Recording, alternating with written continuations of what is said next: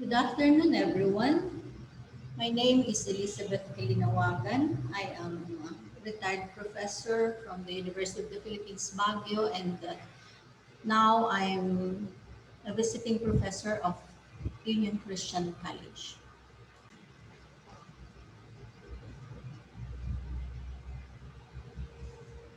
My presentation this afternoon is entitled A Multilingual, Multicultural, and Multidisciplinary Approach to Mother Tongue-Based Multilingual Education, a model for Northern Philippines. The Philippines is home to 170 plus languages, and almost 50 of these languages are spoken in Northern Philippines. After the implementation of Mtbmle by the DepEd in 2009, basic requirements have been laid out for a strong Mtbmle program in the Philippines.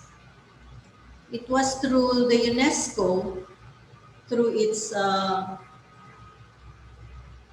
Education for All declaration that advocated the use of mother tongues to preserve one's heritage. So 8 years after, there are still problems encountered by teachers from the initial stages of implementation up to the present. First is the identification of the learner's mother tongue. This is true in areas where there are more than two languages in the community.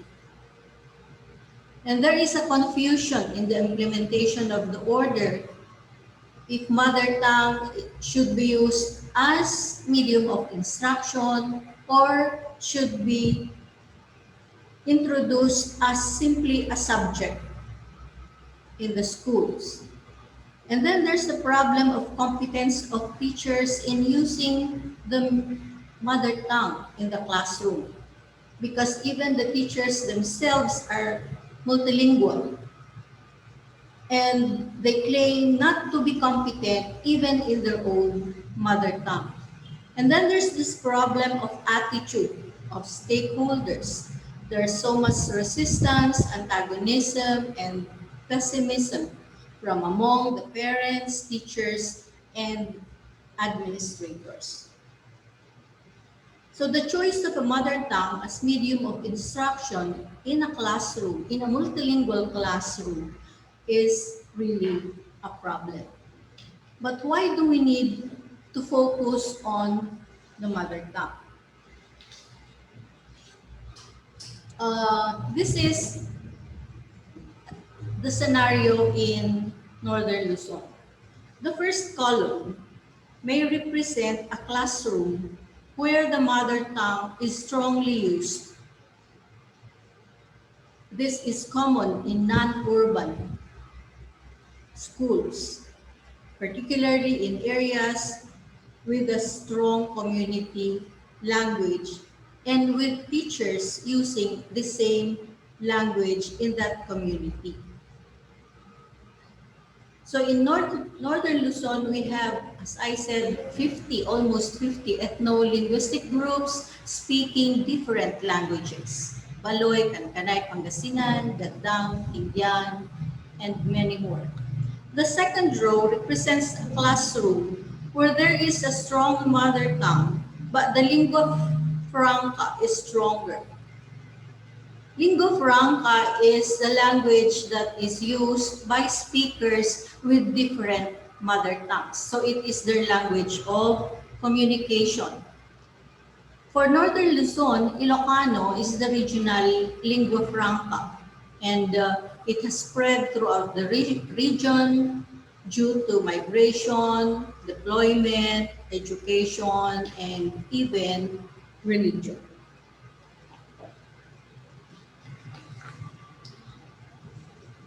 The fourth scenario is the choice of Filipino as the mother tongue, even in Northern Luzon. Now, this was implemented by cities with different mother tongues, and so they had, and somehow Ilocano has been overpowered by Filipino as the lingua franca. So Filipino here is now considered the national lingua franca and also a regional lingua franca. In private schools, they chose English as their medium of instruction, with Filipino as simply a subject.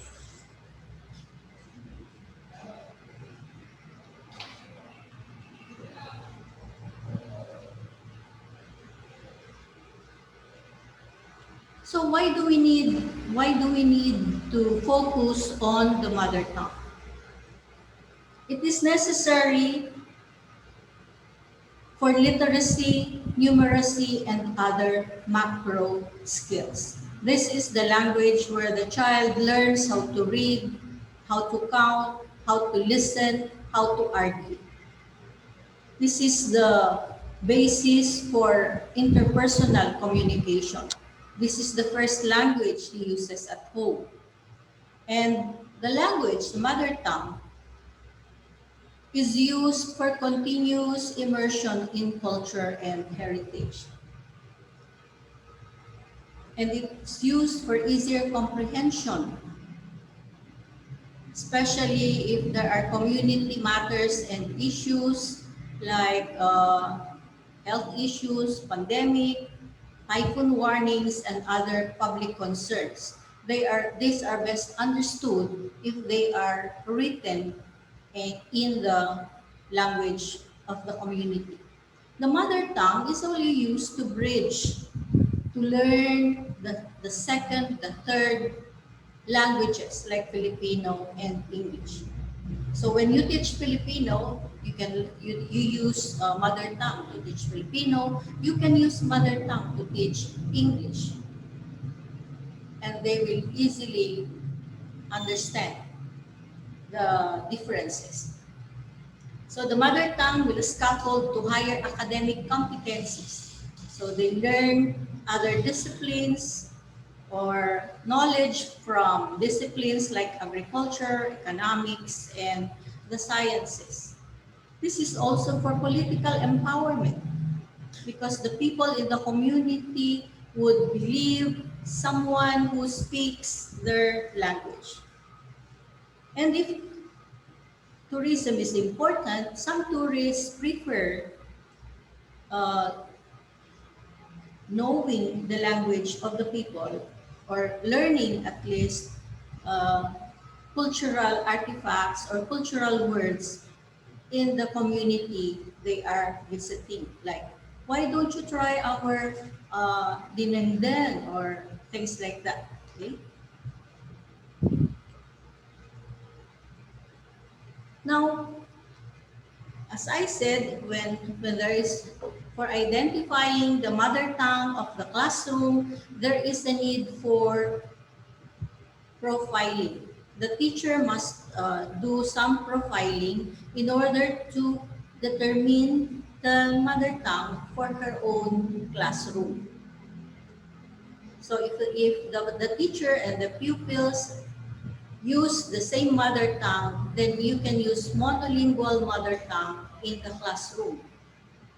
And then you can use either a bilingual mother tongue with regional lingua franca like Ilocano. So you can use both Kankanay and Ilocano or Ibanan Ilocano or Pangasinan Ilocano. And then in urban centers, you can use bilingual mother tongue and the national lingua franca, which is Filipino. Now, this is happening in cities. For example, Ibanag Filipino in Tuguegarao City, Kalinga Filipino in Tabuk City, or Ilocano Pangasinan Filipino in probably in the Gupan City. So bilingual Filipino English is also possible. Now, this is possible in private schools where they choose Filipino and English, bilingual Filipino and English. And the most extreme is the monolingual English. There are private schools where they probably have to use English all throughout, even declaring that this is an English-speaking university or school. But of course, that's not the reality, because when they go out of their classrooms, they speak different languages. Now, my proposal here is how to teach in a multilingual classroom. So I am proposing here a multilingual, multicultural, multidisciplinary approach. What I mean is with one text, you can use the languages of the classroom simultaneously. Now here's an example of a text. Bulan. This is an Ilocano folk rhyme translated into Pangasinan, Filipino, and English. Okay? So bulan-bulan, kanya tisid-sidam, nakot kong kadikalman, itatanalukmag kan. No syakti ko nam neneng, agsid-sidaak iti aduanat naten, pareya tarong adineng din. Anasagpawan iti aring bupe. Now, how can we use multilingual analysis here? In multilingual analysis, we need to start with the content words, the vocabulary. So you get all the vocabulary or the content words in the text, and then make an alignment like this in the four languages. So from there, they are starting to compare that, you know, bulan is the same in Pangasinan and Ilocano, and buwan in Tagalog, and of course, English will have different lexical items. You know, in some textbooks, the vocabulary is relegated to the last page of the text. It's like an afterthought. After presenting all the activities, guide questions, and everything, that's where they put the vocabulary with minimal, with meanings. When in fact, if you want to know the structure, meaning, the culture of the people, you start with the lexicons, with the words. So there, you have comparative vocabulary. And for the function words, of course, these are the affixes, the markers, but you don't need to teach these function words in grade 1 or grade 2 until they are ready to learn the syntax of any language, be it Ilocano or Tagalog or English. So in linguistic analysis, you have synchronic, like analyzing the language at a given point in time. So if we go back to the data, we can analyze the phonemes in Ilocano and in Pangasinan, and then you compare it with English, you find out that there are phonemes in English that are not in the Philippine language. So they will find it difficult to pronounce probably affricates like thin, or fricatives like F, no? Fish. So the Filipino students will tend to pronounce fish, peace, and maybe thin, no? For those words. So there, when you go to English, teach English, then you can introduce the phonemes that are not familiar in the Philippine language. And that's how you would be teaching English phonology to your students. Now, in morphological analysis, you will learn word formation. So you will note that there are some words that have affixes and words that are in their base form. It's like so sira, sida, no, eat, and then you have affixed forms like nakutong, nalukmag, mataba. Those are affixed forms. And then you will learn how to use interrogative words like anto, anya, ano, what. So these are common in all the languages, asking questions, but only they have different uh, words to use for interrogatives.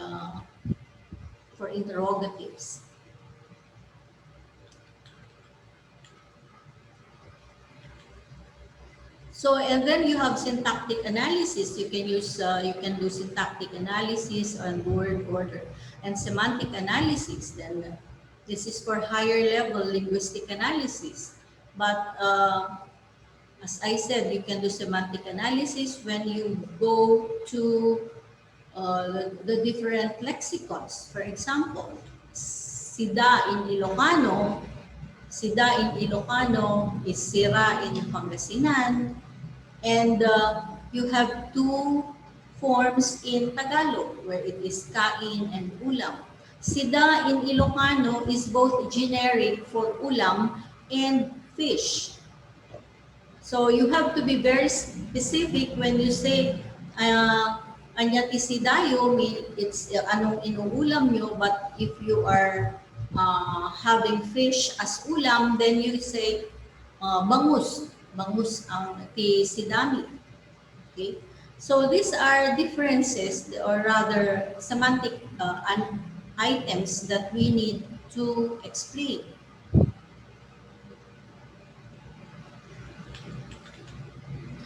And then in synchronic comparative analysis, now here you are, as I said a while ago, you will be teachings or you will notice the similarities and differences of all the languages. In multicultural approach, languages offer unique philosophies, worldviews, and indigenous knowledge systems. So if you want to learn the culture of the people, then learn their language because cultural knowledge is embedded in language.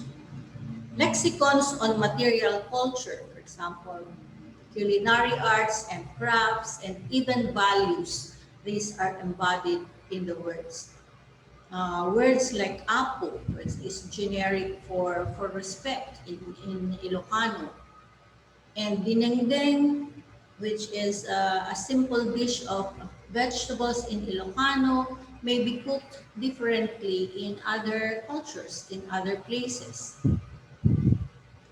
Naten, for example, in Ilocano, is generic for vegetables, but they also have the word gulay, and gulay is generic in Tagalog.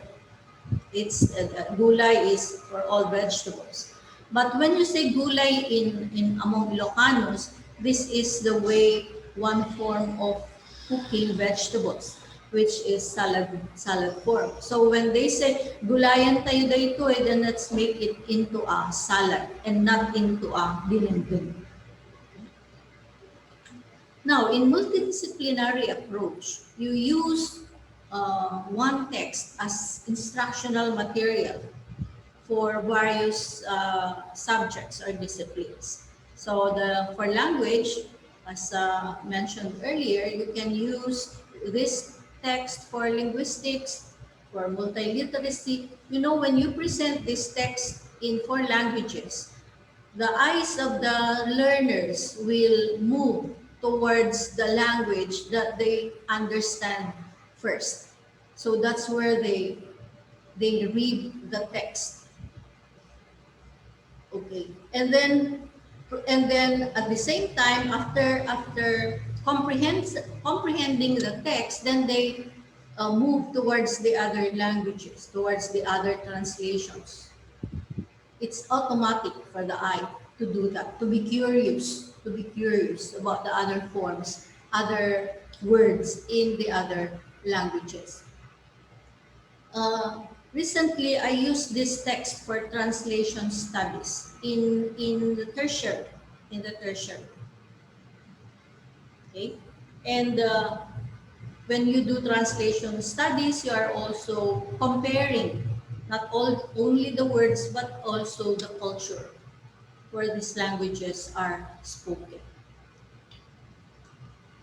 And you can teach multiliteracy. If you want the children to read Ilocano and English at the same time, you can do that. You can compare the words. This is in Ilocano and this is in English. This is how it is pronounced in Ilocano. This is how it is pronounced in English. So you can teach multiliteracy because our kids are multilingual too. They are exposed to a lot of languages from the environment, mass media and the fast food centers where they use both Filipino and English. So they are multilingual. And you can use the same text for in literature. For example, this is a piece of literature that has form and content. And of course, for literary analysis, we did this also in English children's literature class. And through the shape of the moon, you can teach the lunar cycle. And this is, of course, a component of science.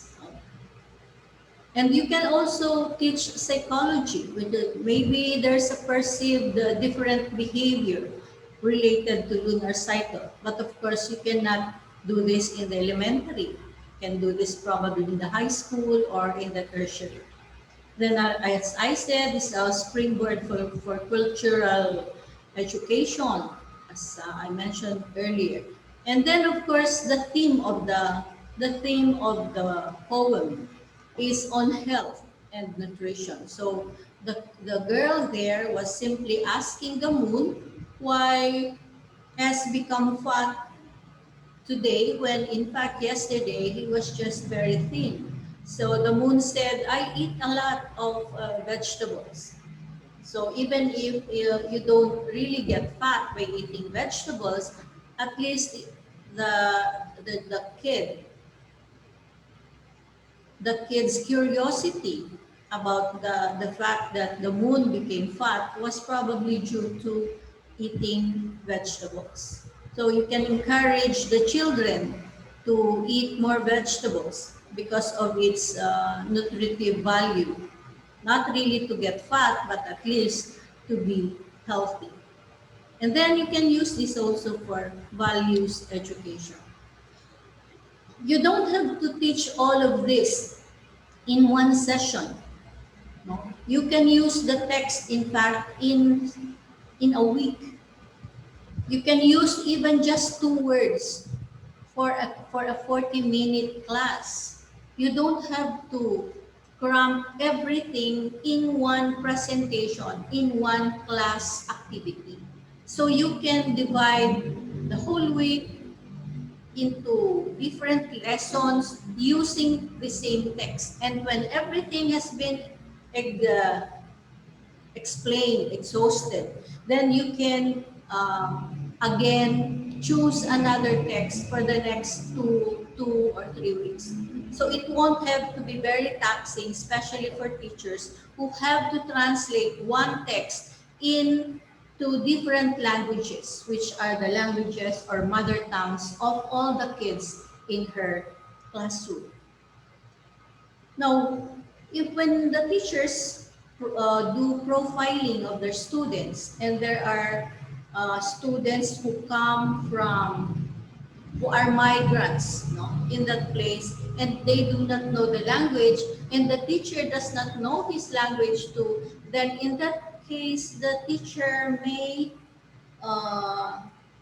solicit the the help of the parent of the child, by facilitating translation of the text. And they can do this in their homes, just like what we are doing now. And parents are now assisting their children in answering the modules. So this is the challenge of multilingualism, multilingual education. No one is born multilingual, but multilingualism may be acquired. In areas outside of the Tagalog region, most Filipinos are already multilingual. Multilingualism is no longer a choice, but a practice. So for multilingual education to take place, there should be formal instruction in all the languages identified in the classroom. When we say formal instruction, teachers should have structural knowledge, cultural knowledge of all the languages being used in the classroom. And proficiency in multilingual acquisition is not only on the BICS level, meaning basic interpersonal communication skills level, like just knowing how to talk, how to answer questions, or simply conversations, but we should be able to elevate skills, language skills to academic learning proficiency. Children must know how to argue, how to reason out, how to be creative, how to be argumentative, how to be to develop the higher order thinking skills using in all these languages. So if they know how to argue in their mother tongue, when they go to Filipino, they can transfer that skill, and then they can also do that skill when they go to English because they learned it first in the mother tongue.